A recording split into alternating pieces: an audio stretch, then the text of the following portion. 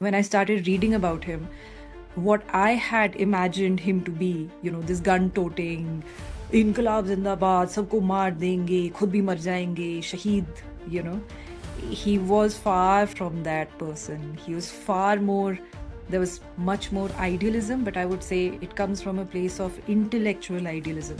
It's not random, it's not knee-jerk reactions, it's not impulsive. It's deeply imbibing a thought and then living that thought. There is no chance that he was thinking about violence at all. Violence was such a far cry from what we believe that this young man must have had. He was this rather pessimistic, melancholic teenager who was feeling very lost, and how he kind of found himself. A day prior to the execution, Bhagat's advocate came to see him. He had brought a book Bhagat had requested, State and Revolution by Vladimir Lenin. Bhagat in return handed him a few bundles of his writing to be surreptitiously smuggled out of jail.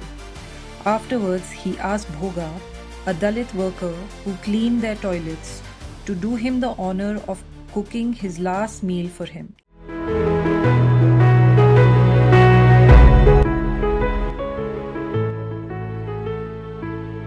So, Ikroop, hi. Thank you so much for agreeing to be a part of our podcast, Discovery of an Author. And it's really great to have you here. I know we have been trying to set up the dates, and I'm really excited that today, it's a very nice day. Yesterday was Lohri, today is Sakranti. On these dates of festivities, we are getting to do this thing. So it's truly an honor. Welcome again to the podcast, Ikroop. Thank you so much, Raghav. It's kind of rare for me to do a podcast, but I really liked the format that you presented, so I'm happy to be here. Great, great. Ikroop, you have written a book called Inquilab Zindabad. It's a graphic biography on Bhagat Singh. So I would want to start with the book discussion with a quote that I've taken from the book, and this is something that Bhagat Singh had written as a response. So, and this really hit me, and I thought this highlight and a quote it resonated with the title of the book, and people should know what Bhagat Singh himself had written. So here, it goes like this. Revolution is an inalienable right of mankind. Freedom is an imperishable birthright of all. Labor is the real sustainer of society. The sovereignty of the people is the ultimate destiny of the workers. For these ideals and for this faith, we shall welcome any suffering to which we may be condemned. At the altar of this revolution, we have brought our youth as an incense. For no sacrifice is too great for such magnificent a cause. We are content to await the advent of revolution. Long live revolution. I mean, Yeah, goosebumps. honestly. And just imagine that young man going through that ordeal. And this is no short of pure revolution in thought, pure revolution of ideology, pure revolution of philosophy. This is not the revolution of armed. This is revolution in thought, in study, in philosophy, in outlook, in the way he saw. And for a man to come from such beginnings and places wherein all you've seen is bloodshed and fightings and their families and uncles being in jail, in and out and all that stuff. Yeah. To show that maturity, to not flee from what is happening and to fight for it, it is incredible, Ikroop. So thank you for writing this magnificent book. There were a lot of facets and areas about Bhagat Singh's life that I was not aware of, and this book gave me a visual. When there were certain drawings and illustrations wherein I can see him in the jail, see him suffering, and when after that suffering you would imagine that a man would break down, but no, it's like that pumped him, that made his very clear that yes, I know what I'm fighting for. And the words that came out were nothing short of revelation and revolution. So incredible. So Ikru, with this, I'm going to start with the first question. Explain the meaning of the word Inquilab Zindabad, and why did you choose this as the title for a graphic biography on Bhagat Singh? Yeah, that's a That's a simple question, but that was actually a big, big debate that we had. So, my publisher, who, okay, I guess I should begin with the disclaimer that I'm not a historian and I'm not a full-fledged author, neither am I a full-fledged artist. I'm somewhere in the middle. I'm a storyteller. And when she suggested that, would you like to write a book about Bhagat Singh? I wasn't very convinced that his story would be something that would resonate with everyone today. But somewhere I said, okay, let me give it a shot. And when I started reading about him, and the more I read about him, I realized that, oh my God, I don't know enough about him, which means that nobody does. Like we, as general human beings going about in the 21st century, we don't know enough about him. So from there, that research kind of began, and I kind of got very deeply embroiled in his life and the events that happened around it. So we debated what kind of a title would be, Inquilab Zindabad can sound trite in a manner because we've heard it so many times that it seems to have lost its meaning. We've heard it in movies. We've seen it being shouted upon us through actors. So it almost seems like something from a bygone era. And so that was something that I was not very certain about. I said, yeah, but it's something that we've heard so many times, but it doesn't have any meaning anymore for us. And my publisher and I, we went back and forth on it. And she said, it has to be something that is not dramatic in its. We're trying to tell the story of Bhagat Singh, but the story of Bhagat Singh starts and ends with the revolution that he intended to bring. And no other phrase can capture the spirit of how he went down, how he chose to end his life. And it was with the revolution that he lived and with the revolution that he died. So Inqilab is revolution, stands for revolution, and Zindabad is long live the revolution. But when you translate it into English, it sounds so blasé. But spoken in Hindustani, Inqilab Zindabad, and when you read his life story, and when you speak this out loud, it completely like fit. So after our debate, we kind of went back and forth, and we realized that okay, this seems to be the best phrase that we can come up with, even though it is something that is so overused.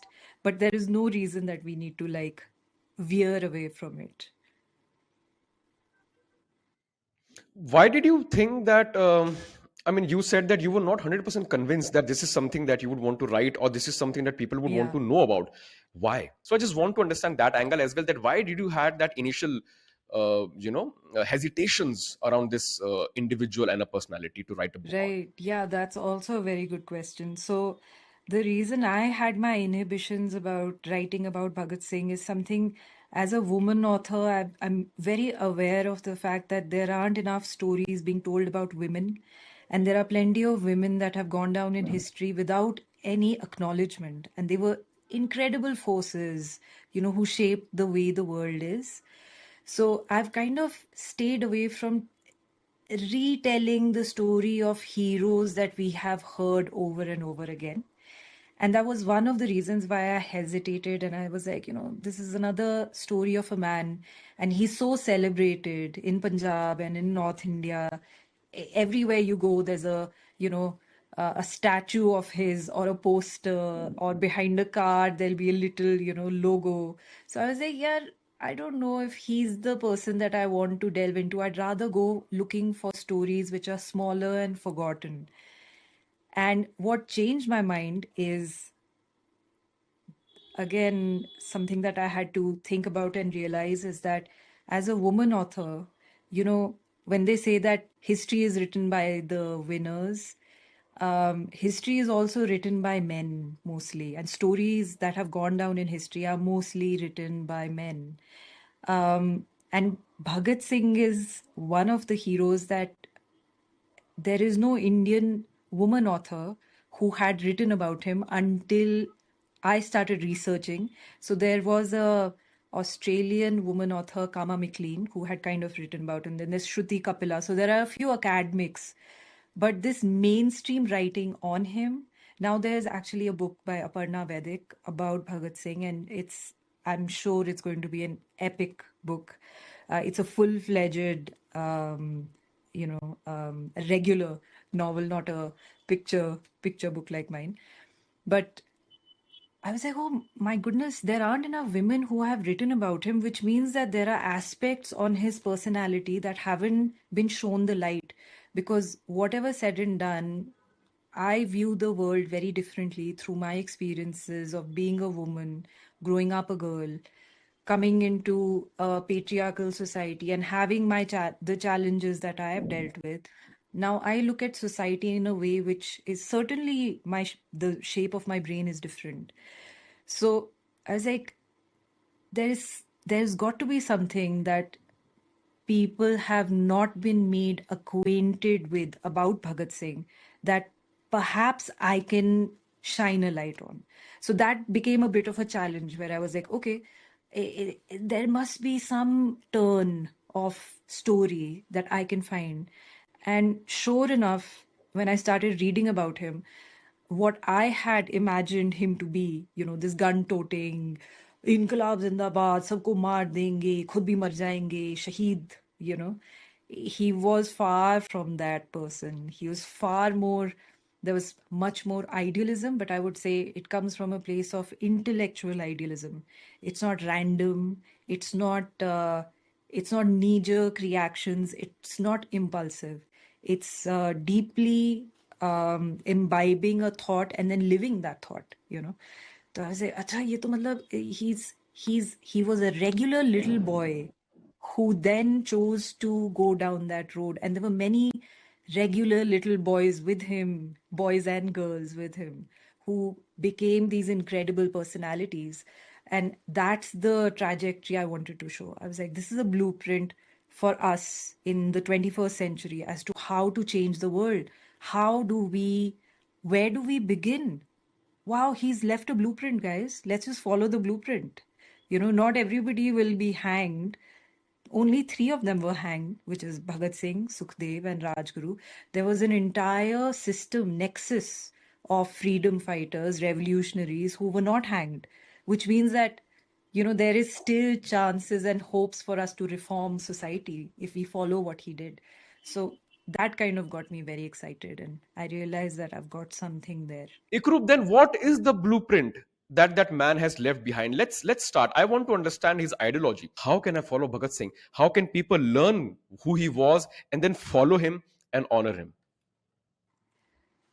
Yeah, I mean, what I learned from the blueprint was, first of all, I was very disappointed that during my teenage years, 13, 14, 15, I didn't know about him and I didn't read what he had written.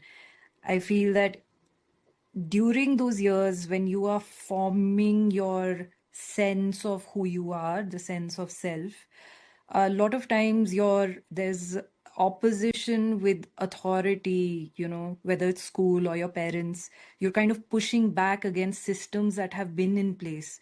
You're trying to like form a new world, or you're trying to create something which is, better or fair. And there's some kind of fight in you at that time. And during those years, if I had been introduced to Bhagat Singh, I think I would have channeled that angst, that teenage angst that we all feel. And we're so isolated, in the capitalistic world. We are isolated families living in pockets and flats and our little holes where we don't get the chance to have discussions or conversations that are larger. Children are kind of told to stay away from politics. कि ये politics तुम मत, इसके बारे में तुम बात मत करो. तुम्हें नहीं पता, अभी तो बहुत टाइम लगेगा तुम्हें. तुम जब 40 साल के होगे तो बात करना. So the fact that his family was thoroughly enmeshed in the political times of that, from 1900s onwards, Ajit Singh, his uncle, Kishan Singh, his dad, they were quite deeply involved in the current social reforming that was happening around them. And when you empower a child with this idea of, you know what, Bache, you are the only person who will be able to take this forward and make the world better. So you should be involved in the conversations that we are having about whether it's the British or it's about the local zamidar, being difficult about certain monetary things. So not sheltering children from how the world works, I think, is one way to begin that journey. And it has to come organically. It's not something that you're trying to condition them into, but these are the conversations that you're having. It's inevitable. You're talking about your salary, you're talking about your boss, you're talking about how things are hard, you're figuring out hierarchies of systems in civil society as well as administrative society, banks and loans. So in our current system, when we have so many things that we are dealing with and we kind of tell our children to not participate in that, I think that's a problem. So he had that agency. He was empowered with knowledge. You're giving knowledge to your child, and the sooner you do it, the better. It's not that you are making him think negatively. You're just telling him how the world works. He will find out eventually, right? Let him, in his own way, in his own capacity, learn about the way things are. So that blueprint, I feel, began there, where he was allowed to participate in those very deep political discussions, economic discussions, social discussions, gender issues, where his mother would talk about things which are, inequality. So from there, when he became 12, 13, 14, he was kind of given a little bit of a, not, I won't say khulli choot, but he was allowed to make certain decisions concerning his own education. So he's the one who kind of chose to leave DAV, where he was, the boarding school, and quietly, he did this quietly. He went off and he joined the Tilak School of Politics, which was set up by Lala Lajpat Rai. And his father may have been upset about that, actually, certainly, but he kind of pushed back on that. So the blueprint in what I understood of Bhagat Singh's life was he was allowed to be a part of the major conversations that life is about. From there, even about God, religion and God, conversations around Yes. it. What is religion? Why is it important? Who are we? Should we be thinking of other religions as well? So from there, becoming a teenager, being allowed to kind of push back and follow his own education and create an education for himself. And then he read so much when he found Tilak School of Politics, because he realized that in class he wasn't the best read.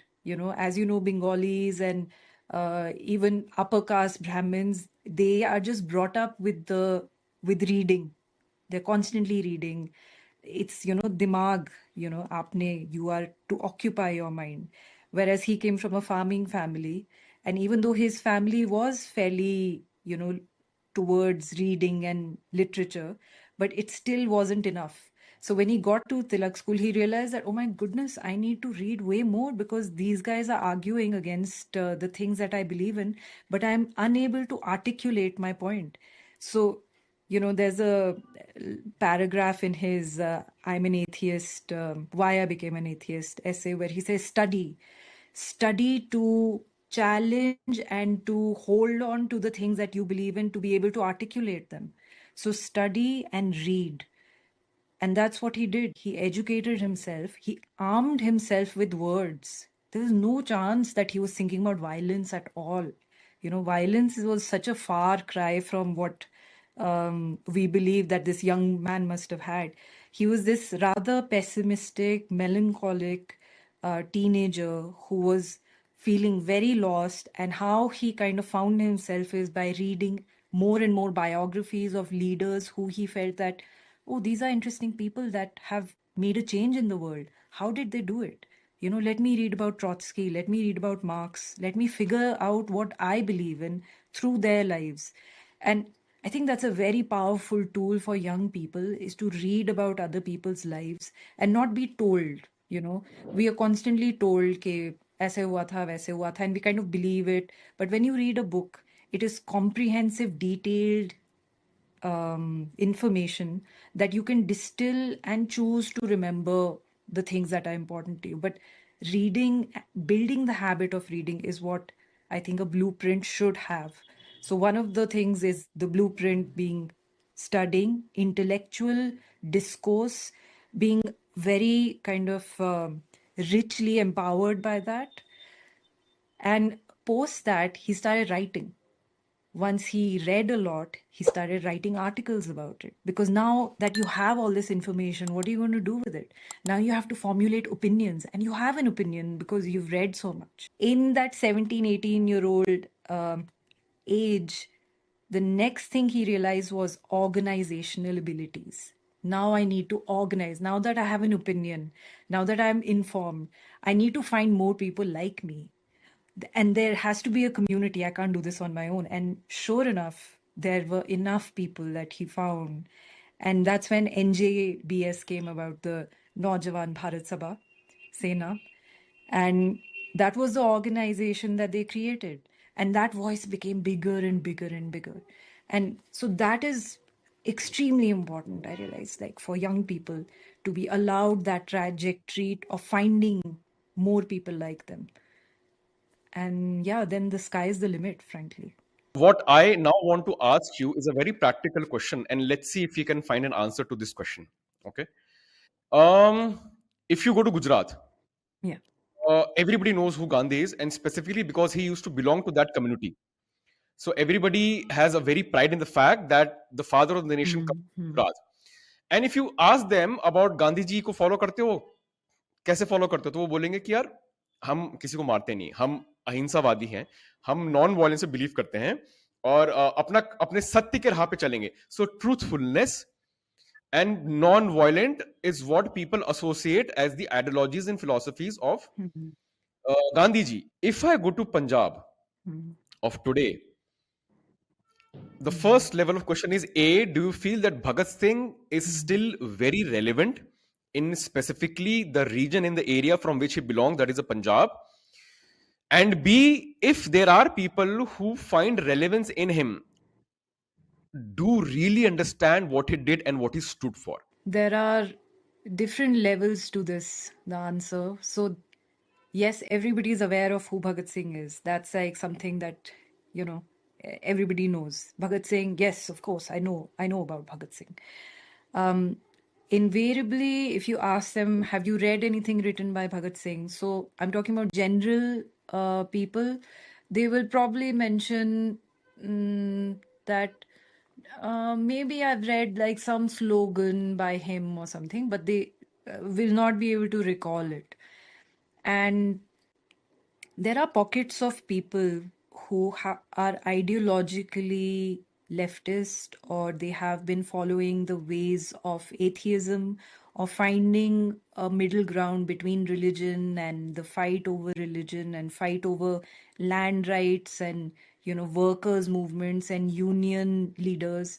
So there is an intersection of people where they know about Bhagat Singh and they've read about Bhagat Singh and they know about his ideology, and they probably know more about the succeeding ideologies that have come up post that. So socialism has evolved and grown into another kind of system. So there are pockets of young people, so students who are in social movements, who are aware of it, aware of what he thought and what he wrote and how his ideology was and how it shaped him. But those are smaller pockets, and those smaller pockets are pretty effective because farmer unions in Punjab, the reason that they have survived is because they under socialism kind of became a part of the fabric of Punjabi society a few hundred years ago. So I feel socialism has been a part of Punjab, and so the ideology of socialism that Bhagat Singh also understood and wanted to propagate was something that was very organically already existing there. It's just that he wanted to give it a form which was politically clean and sharper, so that when you then go into the government, governments are run by, it's a different machinery, and you have to have an ideology which has to kind of align with the systems that are at play. So he wanted to give it a shape, a form, that yes, socialism is a label under which we can then operate systems like this. So whether it's panchayat को फिर आपने कैसे setup करना है, अच्छा religion को आपने कैसे फिर निकालना है, अच्छा अगर religion, if is religion the center of things or is it not. So he was debating about these questions, and that is something that I do feel young people in Punjab and Haryana, they're aware of it, just because the society has been so, it has been such a mixed society, and partition is a very fresh wound, still. So the fight over religion and the massacre of millions of people, that is something that young people are still kind of holding on to, and they realize it's a futile thing to fight over. So somewhere I feel his ideology, even if people don't know what he was talking about, it's already kind of embedded in their psyche. But I do feel that needs to be more openly spoken about. There needs to be more discussion about it. So it should be something that we need to openly discuss and not be afraid of as young people. Ikroop, in your entire research, when you were researching and when you were trying to collect a lot of data for this book, in your research, did anywhere this thing came up wherein, what people know, the only relationship that people know about Bhagat Singh and Mahatma Gandhi is that when Gandhi picked up the phone, he's like, "Yeah, Mm. hang him." That's all people know. So I want to understand, in your research, Huh. was there something that came up? Is this something that even exists? And if not, then how did it came? Why are people propagating it? This is, I think this is an insult to both the leaders. I mean, not at all. Um, Nothing is as simple as picking up a phone call and saying something like that. That's like out of a movie, and life is far more complex. And somebody as learned and fairly evolved as Gandhi would never, in at least what I know of, he would, that would be almost like a spoof. And the British were not anybody's lapdogs that they would be happy to kind of follow orders. So there was a bit of a tussle between Gandhi and the supporters of Bhagat Singh within the Congress. So there was that expectation from Gandhi that now that you're going to go and speak to the British about the Irwin Pact, please bring up the fact that Bhagat Singh is one of the people that we would want to be freed. But Gandhi's principles, where he said that, but they shot a man. And I do not propagate anybody shooting anyone. I am a non-violent person. So I don't believe that I should be the one that will, it'll challenge the way people see me. People will kind of not trust me if they see me kind of going back on my word. So somewhere I understand his dilemma, where if he gets tainted by, oh, but you stood up for Bhagat Singh and he had shot a man and calling yourself non-violent. And Gandhi had a bigger role to play um, in the world politics, the geopolitics of that time. And he couldn't afford to be seen as somebody who would support some a violent act.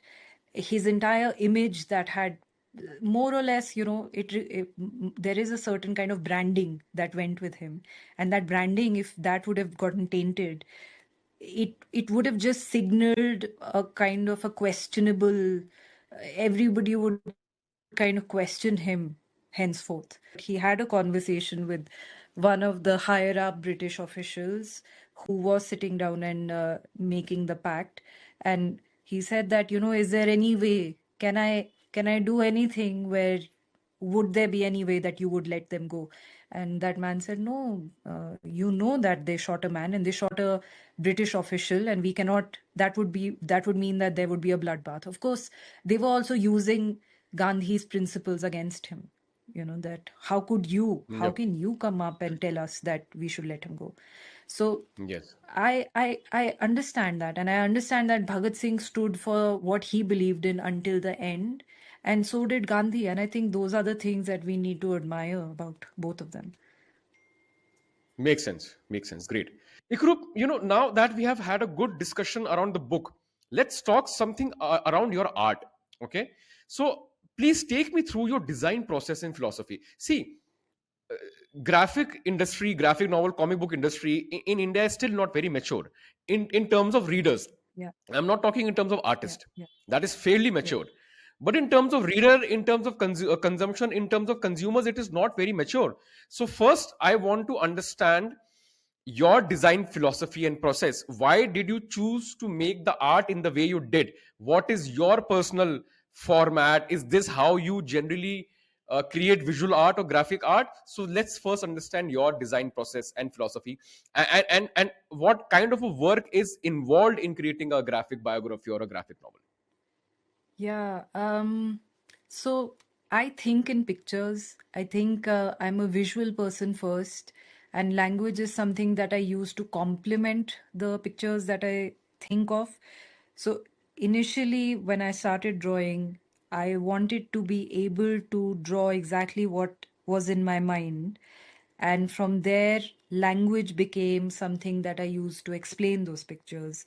And that is the way I followed the process in the graphic novel as well, which was that I drew a few events of his life. I had to first kind of decide on what kind of art style would I be going for. I was like, okay, I don't think I'll go for a cartoony look, because cartoony look is something that can be offensive, or it can be seen as childish or infantile. And what we are dealing with, as you mentioned, that the readers right now are not as mature in the graphic novel section. So if I presented them with a cartoony version of Bhagat Singh, they will not be able to reconcile the two. Even though there is plenty of work that has been done in that style, which is fairly serious. So Joe Sacco is one of the people who has been making graphic novels about very serious, Yep. situations and Yes. places of the world. And his drawings are very cartoony, but it doesn't take away from the heaviness of the topic that he's dealing with. But And he's a journalist. He's a serious journalist, so he brings that out from his writing as well. Yeah. right, yeah, exactly.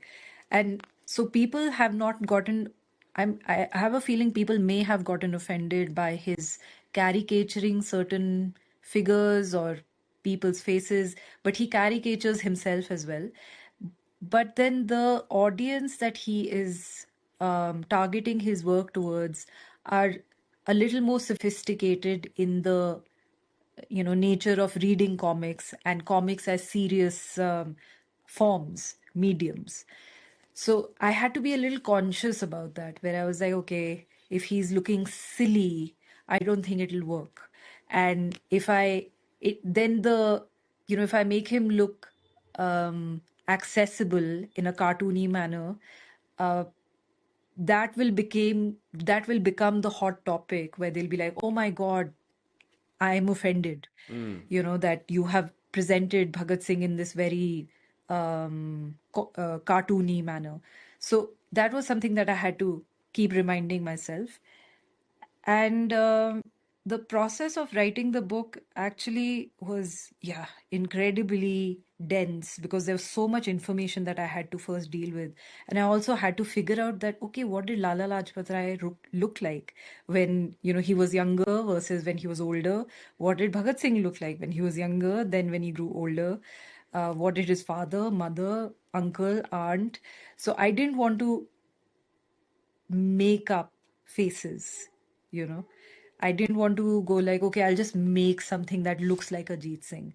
So that amount of visual research which was required for this then became this whole other, branch of um, dealing with figuring out what will be the process that I finally follow, because this was such new territory for me that it was a big challenge to find how do I navigate and not and stay true to what I'm representing.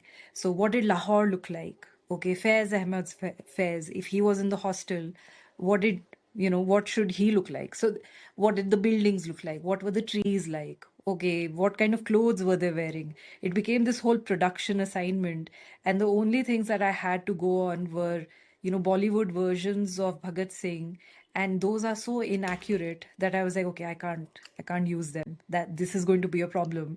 This is the kind of stuff I don't want my work to look like. So then I ended up scouring the internet, finding old pictures, piecing together ideas of what that world must have felt like. So it is something that was new and challenging for me, and I had to kind of figure out that process. It wasn't now if I write another book, a biography, if it's a period biography, I kind of have a better understanding of how that process will look like. But for this particular one, I was just scrambling, I was just figuring things out. It was quite a challenge, but well and good, because now I know better, you know. Makes sense. Makes sense. So, Ikroop, tell me, since we are on the topic of graphic industry as a whole in India, do you ever feel that India will reach a maturity stage in terms of graphic novel consumption, like Japan and Korea and other countries have, and why India's lack in this sector is a huge setback for our own pop culture? I mean, like you said, pop culture, and pop culture is the soft propaganda of a culture. And that's the first thing that you encounter when you are, American culture was something that we grew up on. So it was Archie's and MTV and slowly music videos, etc. And that kind of shaped the way the power of culture also becomes economics. And currently, Japanese storytelling is phenomenal. It's always been phenomenal. Yeah. And their artistic ability is also like next level, but they have developed it.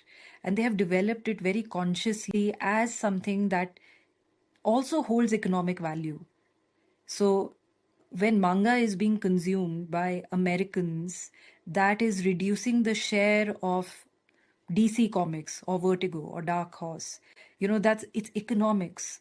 And that economics is something that as Indian writers or authors or comic book artists, our publishers or our publishing industry hasn't understood or cashed in on. It's as simple as figuring out how to you're kind of influencing a young mind, and the younger Disney is fantastic at how it controls the younger population, and as you grow up you still associate the same feelings, and they've captured it really is like a mind hypnosis kind of thing. And it's not that we don't have good stories or that we don't know how to navigate this. It's just that we haven't taken it seriously enough from the economic point of view. So it's Yeah. bizarre. Like, we are capitalistic, but we don't want to fully venture into figuring out how to benefit from it. So there's some kind of a confusion in our society about where is the money. The only assumption is that if you do business, आप business करो तो पैसा मिलेगा. तो और कोई avenues नहीं है क्या? आप क्या बात कर रहे हो? Look at the world is being run on entertainment. The most amount of money is being spent on entertainment, from movies to books to comics. And maybe people are not reading enough, but there are enough audiobooks now, enough podcasts that are discussing books, and that's enough. But somehow we're not aligning ourselves with that. So there's some kind of disdain towards the idea of entertainment और story telling कि आप मरासी हो, अच्छा क्या comics बनाते हो, अच्छा artist बन के क्या मिलेगा, this some kind of revulsion towards it, but it's ridiculous because manga right now rules. It rules your 15-year-old and 14-year-old, and they are reading comics, but they're reading Japanese comics, and they are hooked and addicted, you know. And well and good. That's because we don't have an alternative that they will go looking for it. And I would rather they read manga than American superhero comics. So, because somewhere Japan, Korea, Southeast Asia, in that manner, our family values or systems that we navigate within, social systems, are similar. So I would rather that Japanese storytelling take over the Disney idea of what storytelling is. So, but Yep. why? Why are we not, pushing our Yep. industry? That is something that at individual artistic level, there are plenty of excellent artists and storytellers, but they don't have that economic backing where somebody will say, okay, we will push this and we will turn it into. Matlab, just Ramayana is like such a katha. There Yep. can be an entire series of it, which can be then marketed towards teenagers of the world. It doesn't have to be only for Indian. But कुछ हमें पता नहीं क्या, there's some reluctance to share, I don't know, reluctance to present the best things that we have, which are stories. Um, yeah, it's economics that we haven't understood as yet. See, I feel I used to tell my parents and other people that you love Marvel movies, but you know the origin of Marvel. It's the comic industry. Yeah, The entire Marvel got revived because of Iron Man yeah, when they adapted, when they took a risk, yeah. and that movie. And look at the franchise in today's time. Comic books are inspirations for movies, for TV series, for games, for everything. Now, Ikru, very quickly, we reach up to the second last segment wherein we would want to know more about you. So, Ikru, whatever you would want to share about your upbringing, where are you from your childhood, how was it, how were your parents, your education, your nature, how did it evolve, and how did you end up where you are right now? You're a professor, you teach, you draw, you teach people this art form, you are an author and a writer. So we want to understand. So let's start, let's discover Ikroop you as an author. Let's start from your beginnings, your childhood, whatever you like to share, your own journey to where you are right now. We would want to know. So, my father was in the army. I think that's a big influence on how I was brought up and how I navigated the world, how I thought the world was. Because growing up as an army kid, you grew up in cantonments. And my father was in the regiment Sikh Light Infantry, which was a Sikh regiment. It was a Sikh Light Infantry. So there's Sikh in regiment and there's a Sikh Light Infantry. So they're both infantry regiments, but they were divided on castes. So they were brought, the British had divided them as lower caste Sikh and upper caste Sikh, which is something that I didn't know. My father never mentioned it to me. He, uh, there was no conversation around either religion or caste in our house. But this was the foundation on which everything had already been built. So the fact that my parents didn't talk about it, I feel it kind of reduced my ability to understand the complexities of Indian society, which when I did finally grow up and I went to college and I figured out, okay, this is how the regiments are divided. And oh, we are Jat Sikh. Oh, those are Dalit Sikhs. Oh, they are lower caste, even in Sikhism. So there is a big conflict there because I didn't know that was supposed to be the case. So I grew up in a bubble.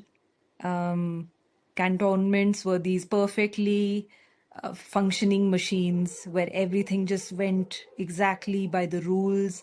People followed rules. People were polite. People stood in line, etc., etc. So going from there, when I mean, it still had its ups and downs because, like life, but mostly it was a very peaceful kind of upbringing for me. Even if my dad was, you know, at Kargil or in Siachen or in Sri Lanka, that never was carried back home, and I never got to hear about it. So it was only after I turned 14, 15 maybe, when he started sharing a little bit of what he had seen and what he had witnessed. And I was shocked. I was like, oh my God, I didn't know he was going through, when he was in Sri Lanka, okay, he was going through PTSD when he returned from Sri Lanka, and there was no word for PTSD at that time. And we didn't know what was up with him, and he didn't know what was up with him. So these were things that you kind of just took them on as life went. And my mother, being a mother who was stoic and never showed that she was worried about my father, always independent and strong.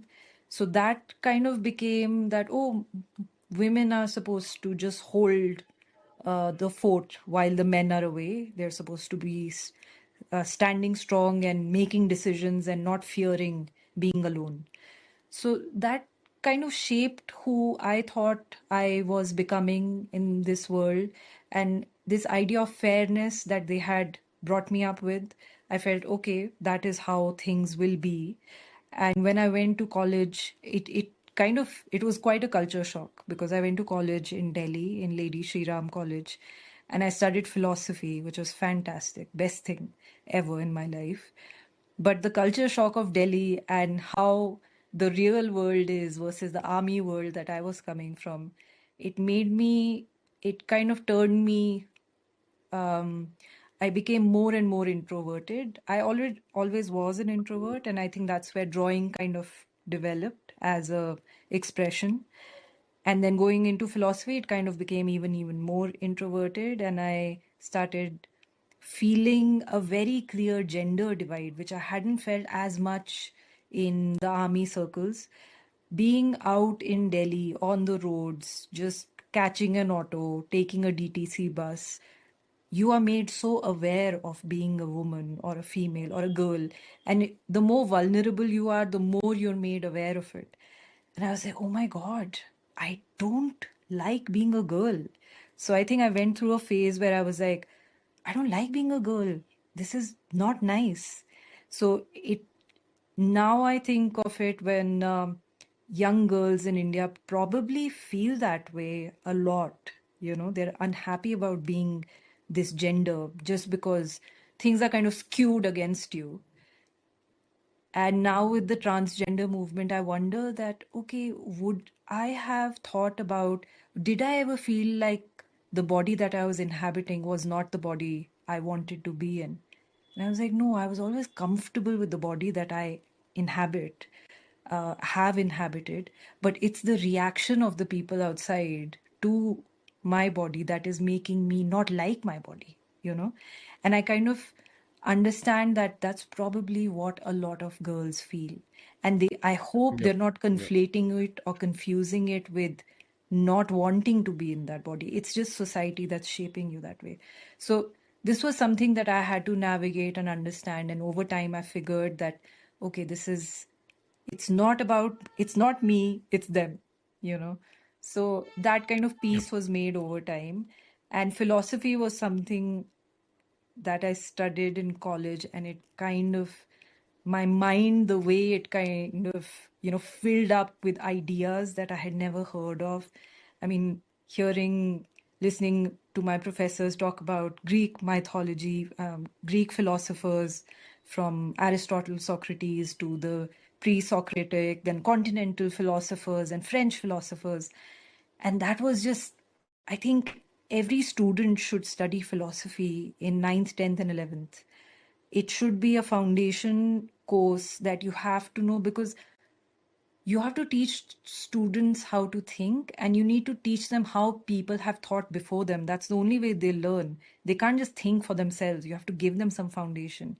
So I think philosophy was something that gave me that foundation to be able to think through multiple perspectives. And from there, I realized that I'm not an academic. I'm more of a artist, because I do like to draw. And so I went to Vancouver Film School and I studied animation and drawing and graphic design. And then I figured that, okay, I need to bring storytelling and animation. Okay, animation works, but animation requires a lot of work. And working in isolation in animation is like, I don't know, I feel just feel so sorry for them because they're sitting in front of the screen for like 16 hours a day, which is something I did for a few years. And I was like, you know what? No, this can't be my life. I need something else. तो वहाँ से फिर comics, I went for a workshop that happened in Delhi, which was done at Alliance Francaise, the French place, where they had French comic book artists who was doing a workshop. And so I was reintroduced to the idea of doing comics. And I was like, you know what? This combines animation and storytelling in this manner, which I can work and I'm not sitting in front of a screen. I'm using pen and paper and I can be outside in the garden doing it. I don't have to be inside, cooped up. So that felt better. And that's where the comic journey kind of began.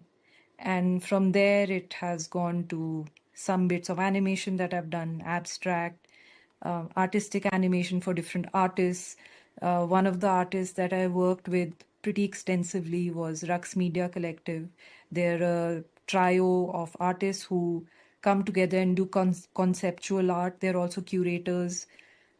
तो उनके साथ 2-4 साल 3-4 साल काम निकला animation का और फिर कॉमिक्स वापस. But I think when Bhagat Singh happened, I was in a limbo. So when my publisher, she got in touch with me and she was like, would you like to do this? At that time, I was really debating. मैंने कहा यार मैंने करना क्या है? Like, what's my direction? And that kind of Yep. assimilated my direction. It kind of gave me a clear path ahead. And once the book came out, I realized that, okay, I think there are more stories and better way to tell the stories that I can now fully immerse myself in. So currently I'm teaching at Jindal University, and the course that I'm teaching is an immersive design course. And within that, there is a scope of bringing in AR, VR. And I was like, excellent, this will be so exciting if I turn Mm. towards interactive comics. So online Yes, comics, absolutely. interactive comics, and also AR comics. So you can have your phone and things move. I said, great. Yep. You know, this kind of combination of storytelling is what we need to like get into, and certainly meaningful stories, like not just And plot leveraging tech. and And, leveraging and tech. leveraging tech. Exactly. Exactly. And we have enough tech people to help, you know. Yep. So Yep. we are sitting on a gold mine, honestly. We have the entertainment abilities. We just have to consolidate them together. So Ikru, what is, तो मतलब आज आज जैसे सो मैं आपको एक hypothetical situation देता हूं, राइट? लेट्स से आज मैं आऊं और मैं बोलूं कि मैं एक graphic novel publishing company start करना चाहता हूं. Mm. Okay. And it will have multiple imprints. So it will have one imprint specific to graphic biographies. It will have one imprint which will be on politicized, जैसे आपका जो सो को करते हैं. Mm. This is kind of political things that you want to create. And then you'll have sci-fi. Yeah. And then you'll have mythological. And then so when somebody is trying to form this kind of I'm not an artist, but I want to be a promoter. Because I love consuming this thing and I want us to compete globally. तो अगर Mm. मैं बोल रहा हूँ कि ये ऐसी publishing company start कर रहा हूँ, what things I can do which will benefit the creators को मुझसे क्या चाहिए होगा? That's a very good question. So, Orijit Sen, who is a master in comic book art currently in India, he's been making comics for the last 30-40 years. And he has a publishing, I think it's tied up with someone else, but he runs a quarterly comic called Comic Sense, which comes it's 4 times a year. And the format that he's following, which I thought is so respectful of the artist and the writer, is that he gives them a fee which is similar to an international fee per page, very clearly. And he says, okay, the writer gets, I think it's around 3,500 per page, and the artist gets the same amount. if you're writing and drawing, then you get, double. So it's a very transparent, clear, according to the number of pages. And, he's doing it at a smaller scale. And I think his marketing or the channels through which he is sending them across, they're doing well enough, and it's aimed at young adults, so it's teenagers, and it's doing well. But I do feel that there can be many, many more such Yeah, enterprises makes sense. which can, I, I mean, believe me, people are hungry for content, but how do you get that Yes. content to them? ये Yeah. Comic book कितनी आप भेज पाओगे print करके? तो उसका alternative क्या है? Yeah. अच्छा, ऑनलाइन करते हैं. Okay, let's figure out ways to like disseminate information in a cheaper, medium. So Yes. somewhere that Yes. innovation has to happen, and not we're not really like sitting down and putting our heads together, but there is a lot of possibility there. So it would be for a creator that kind of a very clear, transparent, easy to follow contract, which is like, okay, this is your time limit. And during the editorial process, it's so nice to work with peers, because Orijit is a comic book artist himself. When he is editing series, then I'm in conversation with him. It almost becomes a mentorship, because he understands what it takes to make a comic. That's the kind of community that we need to create for each other. That happens in America and Japan, and even though they are working in isolation, but there's a very solid support system for everyone within that. Ikroop, we come to the last part when we do the author reading. Right. So, maybe you can read that letter part of Bhagat Singh or whatever you want, whatever you feel is right. On March 23rd, a day prior to the execution, Bhagat's advocate came to see him. He had brought a book Bhagat had requested, State and Revolution by Vladimir Lenin. Bhagat, in return, handed him a few bundles of his writing to be surreptitiously smuggled out of jail.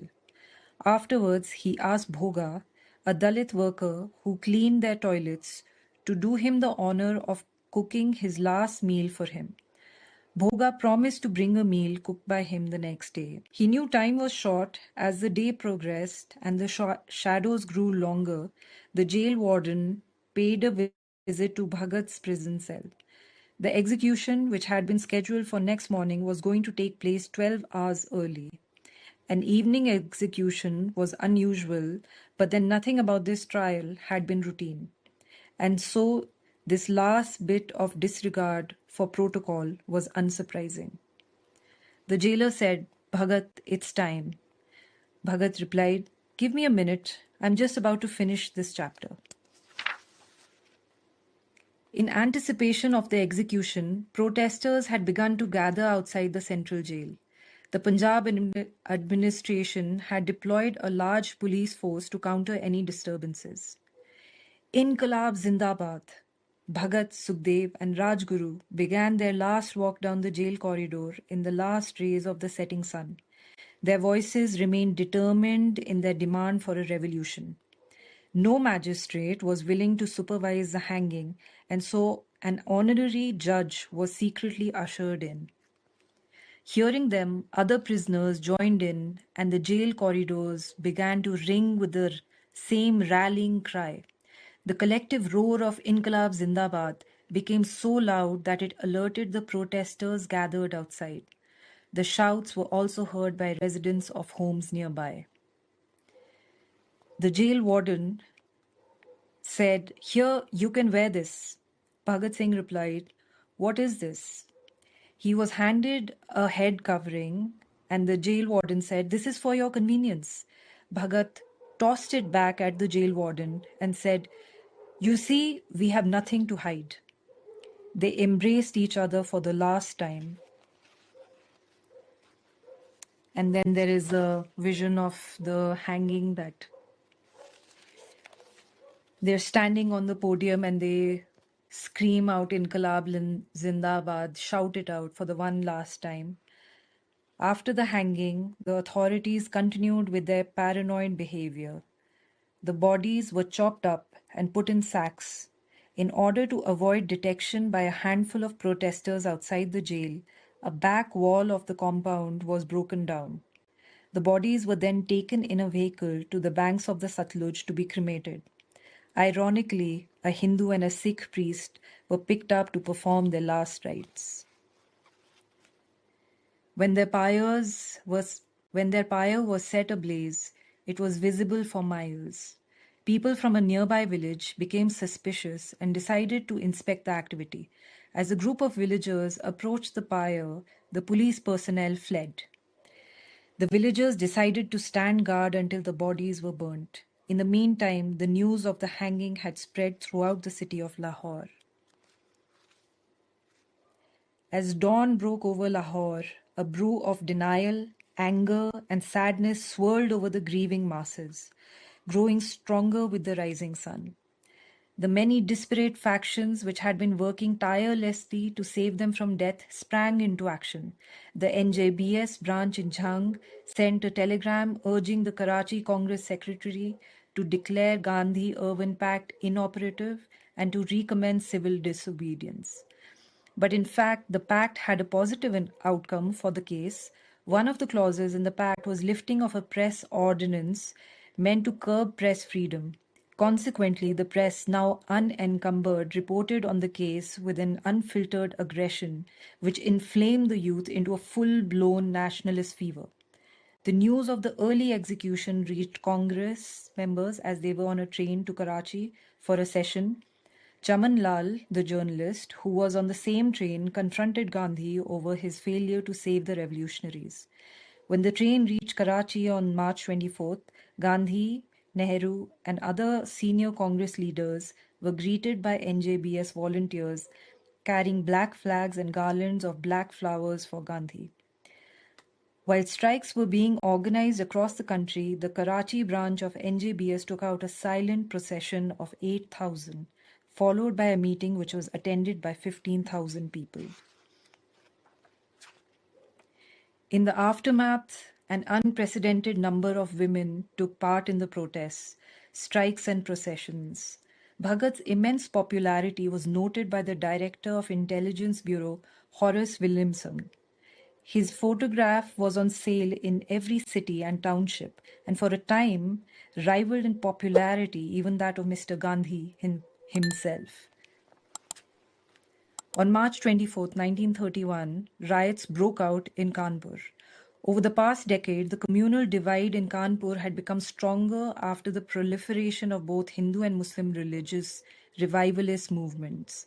The Congress was viewed as pro-Hindu among the Muslim population, as several of its leaders were involved with activities of Arya Samaj and Hindu Sabha. So when Congress workers tried to enforce a strike a day after the execution, several Muslim shopkeepers refused to participate. Kanpur was a town of underpaid and exploited working class people, which made it easier for both camps to rile up sentiment for their cause. Once violence broke out, the British let the town burn. The narrative of riots and violence between religions suited them. This barbarity justified their subjugation of a people by any means necessary. And so they watched as desecration of temples and mosques began and as the riots continued for days, leaving 400 people dead. Ganesh Shankar Vidyarthi, Bhagat's mentor and friend who had dedicated his life to bettering the lot of workers, had recently been released from jail under the Gandhi-Irwin Pact. On the second day of rioting, he was killed while trying to placate a mob. His body was found days later with multiple stab wounds.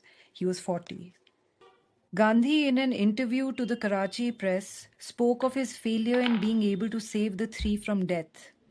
He also elaborated upon his view on true bravery. In this country of self-suppression and timidity, almost bordering on cowardice, we cannot have too much bravery, too much self-sacrifice. One's head bends before Bhagat Singh's bravery and sacrifice, but I want the greater bravery, if I might say so without offending my young friends, of the meek, the gentle, and the non-violent. the bravery that will mount the gallows without injuring or harboring any thought of injury to a single soul. The 45th annual session of Congress began on March 26 in Karachi. It began with a motion by Jawaharlal Nehru to adjourn the proceedings for 15 minutes as a mark of respect for Bhagat Singh and others executed at Lahore. A motion of condolence was moved for Motilal Nehru, who had passed away in February. He had remained a supporter and a friend to the revolutionaries until the end. Jawaharlal Nehru, after reading a prepared statement, went off script and praised Bhagat by calling him a clean fighter who faced his enemy in the open field. He was a young boy full of burning zeal for the country. After him, Madan Mohan Malviya took the stage and appealed for young men to carefully consider their actions, for we do not wish to sacrifice any more Bhagat Singhs.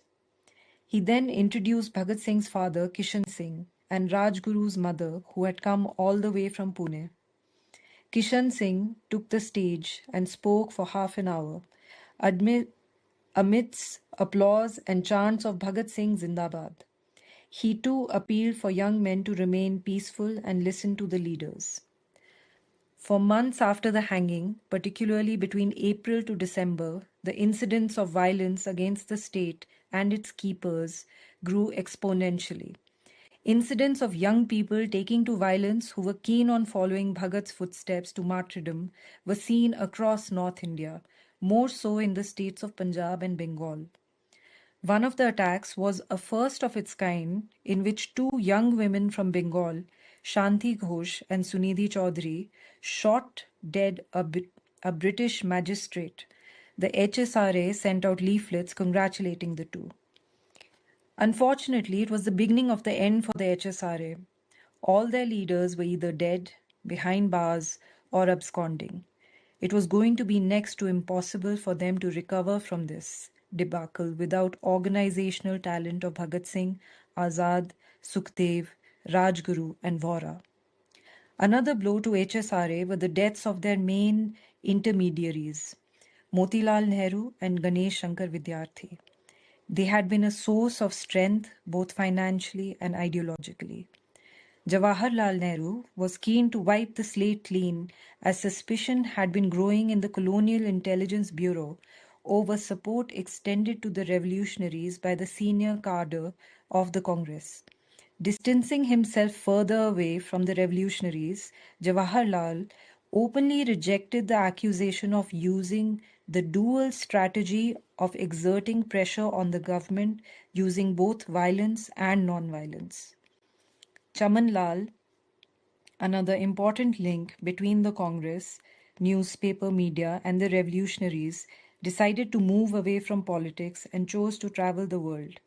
This worried the Scotland Yard to the degree that they opened a file on him and declared him a mischievous person who is apt to cause trouble wherever he goes.